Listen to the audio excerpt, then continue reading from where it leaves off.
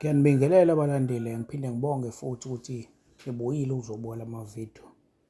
Namhlanje nginiphathele indula enamandla futhi kakhulu. Le nduku ilula-ke kakhulu nje ukuyenza, ayidingi izinto ey'ningi. Ngithi angininikeze le nduku ngoba ilula, ningakwazi ukuyihlanganisa. Ikhona-ke enye induku futhi ithi ayifani nale, yona ithanda ukuba nzima-ke ngoba yande kakhulu ngamathambo ey'lwane. Nayo le iyasebenza impela, le nduku iyasebenza impela ekubuyiseni impahla elahlekile.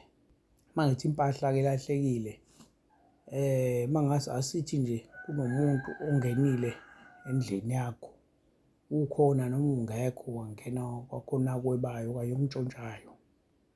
Uma ngabe uzosebenzisa lo muthi ngendlela le engizokuchazela ngayo, uyayibuyisa impahla yakho, iyabuya. Uyibuyisa ndlelani-ke? Uyakwazi ukuthi afike nje straight kuwena, afike asho athi hhayi yimina ontshontsha impahla yakho, nayi ngiphethe. Noma kusekuseni impahla yakho isihlezi egcekeni, siyibekwe ngaphandle kwendlu okanye ngaphandle kwegceke, eseyibeke lapho ngoba khona into ezobe zimphusha ukuthi ayibuyise impahla yakho. La ngamafuphi nje la, lo muthi lo, umuthi wokubuyisa impahla eyebiwe okanye entshontshiwe. Ngaphandle kokumosha isikhathi futhi, ake senze kanjena. Wena iphepha nepeni, bese uyalalela nje ubhale. Awujolela udakwa, bese uthola umuthi ekuthiwa ugodide, bese uthola umabopha, uthola umuthi ekuthiwa umalala, uthola umuthi abawubiza ngokuthi usimanaye okanye umanaye, uthola umuthi ekuthiwa umathithibala, uthola umuthi ekuthiwa umbhadlanga, uthola umuthi ekuthiwa umbinda, uthola umuthi ekuthiwa uzifele, uthola umuthi ekuthiwa uzikhunge, uthola umuthi ekuthiwa udukanezwe, uthola umuthi obizwa ngokuthi umdakane, uthola umuthi obizwa ngokuthi ifela kude, uthola umuthi ekuthiwa ungede, uthola umuthi ekuthiwa uncaphungana, bese uthola ummemezi, kodwa ngidinga obovu ummemezi. Njengenjwayelo, igayi le mithi, uyigaye kahle nje, ibe sampuphana impela ethanda ukuba fine.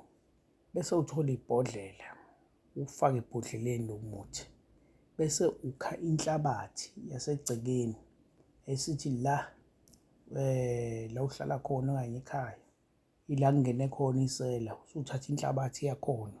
Uma ukwazi ukuthola nezibi, uthathe izibi nje zasendlini, mhlawumbe uthi ukushanela kancane endlini, uzoyithola lezo zibi lezo ezizoqhamuka endlini, uthathe lezo zibi lezo uyifake nazo la ebhodleleni.